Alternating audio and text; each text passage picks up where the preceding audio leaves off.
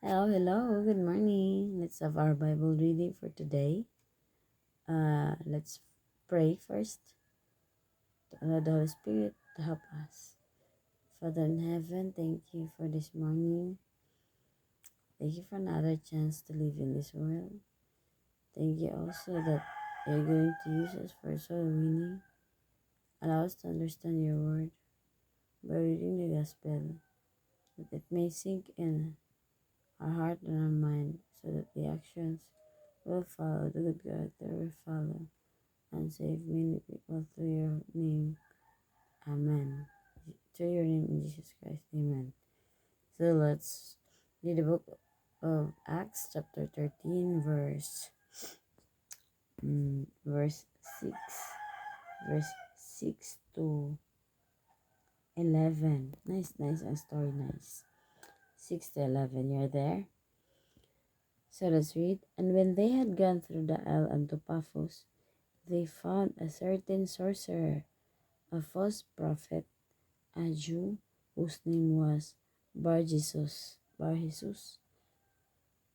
siya ubansa, which was with the deputy of the country Sergius Paulus, a prudent man, who called for Barnabas and Saul, and desired to hear the word of God. So, in our country, Philippines, there are a lot of sorcerer, a false prophet, witchcraft. So, this says that this sorcerer as his his purpose is to tell the tell the first tell the, deputy of the country Sergio Paulus to not listen to God's word. Okay, he's not allowing. That's the way of devil. So when we talk about God, it comes to it applies to me na. When I read the Bible, I pray. When I pray, always na sige mong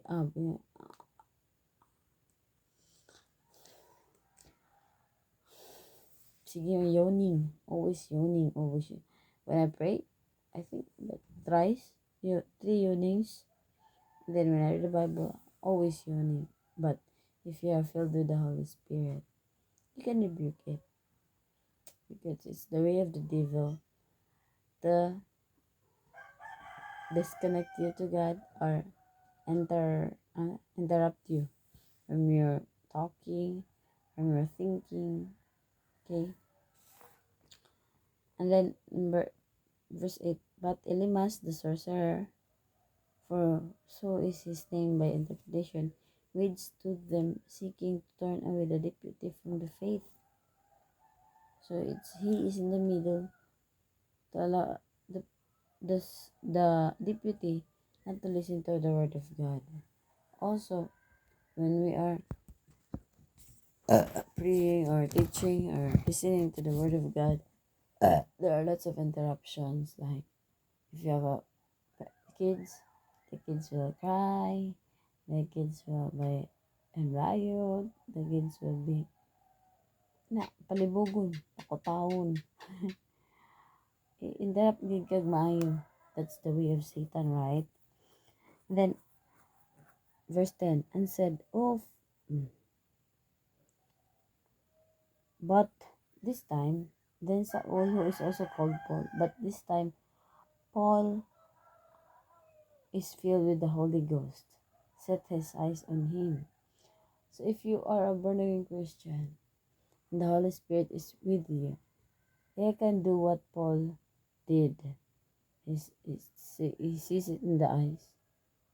He's doing eye to eye because he is filled with the Holy Ghost. So the Holy Spirit is the one who will give you the wisdom to talk to the man, to talk to the person, so that you cannot be ganun, di ka ma-interrupt. Okay? And said, O full of subtlety, and all mischief, thou child of the devil, thou enemy of all righteousness, Will thou not cease to pervert the right ways of the Lord? In Bisaya. Ug miingon, ikaw nga anak sa yawa, ikaw nga kaaway sa tanang pagkamatarong, puno sa tanang limbong ug lansis, dili ka ba mohunong sa pagtuis sa mga tulid nga dalan sa Ginoo? O, daghan kaya na mo. Hibaw, say, the person who knows about God but doesn't know deeper about God, doing drugs, doing smoking, gambling, living in immorality. That's what also is daghan na rin, daghan na ron. Pero nganong wala sila nahadlok mo? Wala sila mahadlok sa pulong sa Ginoo nga kung sila i-judge sa Ginoo, dali kayo sila malaon. Pero they are not afraid because they don't know really God is. They are under the spell of Satan. So they are blind. They are blind of the truth. So we are here as a Christian. We are here to tell them the good news of the Lord.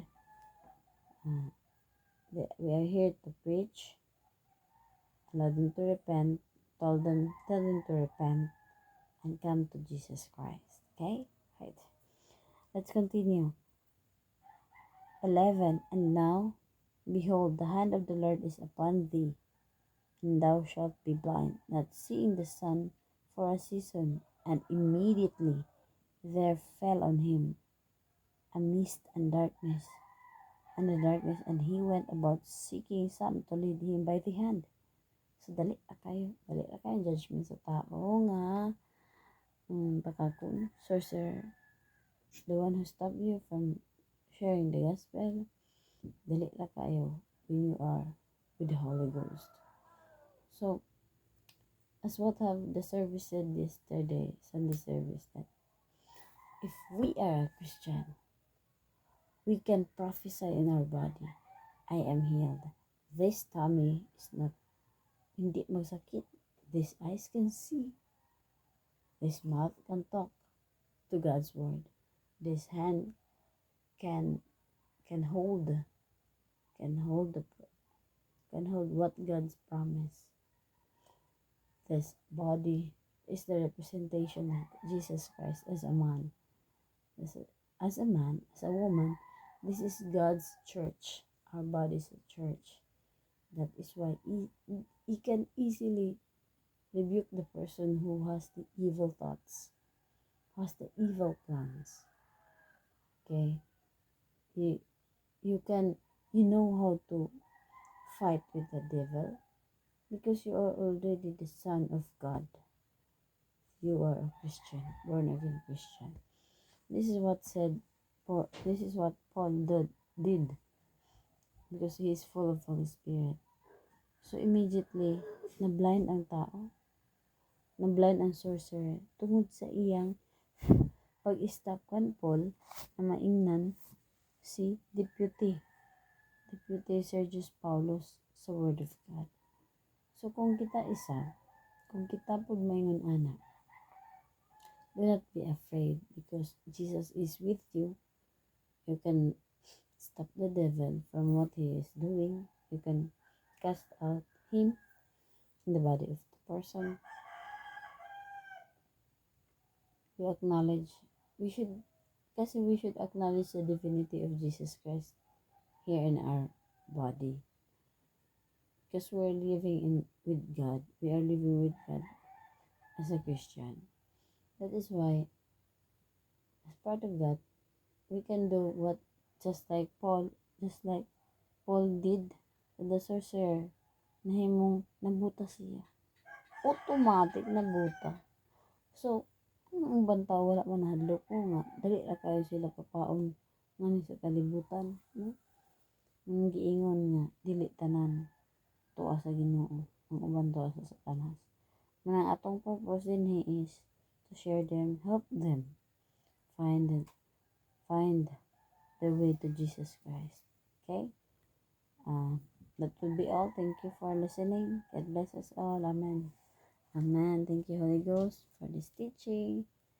We will not forget to worship God, to praise the Lord, the one who created the heaven and the earth, the land and the ocean, the sea.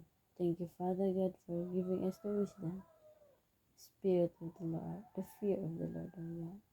Thank you for everything that you did. Thank you for waking me, allowing me to hear the bell, the alarm clock in my cell phone, so that I can read the Bible to the book of Acts, and then have a good companion with my husband and my family. Thank you, Father God, for everything that you did in my life. Hallelujah. Amen. So, shalom, shalom.